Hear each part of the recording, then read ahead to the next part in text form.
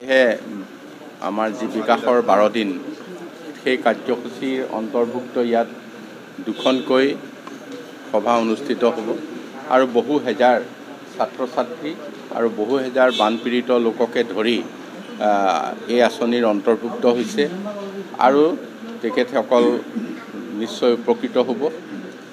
তাৰ লগতে আমি অন্যান্য কেইবাটাও কাৰ্যসূচী ৰাখিছোঁ। আমি আশা কৰিছোঁ যে মানকাছাৰৰ সকলো বিষয়াৰ লগতো এতিয়া আলোচনা কৰিম।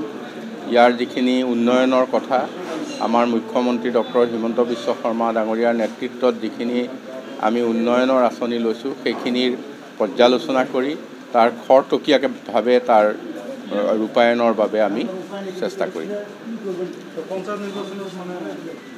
পঞ্চায়ত নিৰ্বাচন হ'ব সেইটো কথা আমাৰ মিত্ৰতাৰ বিষয়ে আলোচনা হৈ আছে এতিয়া।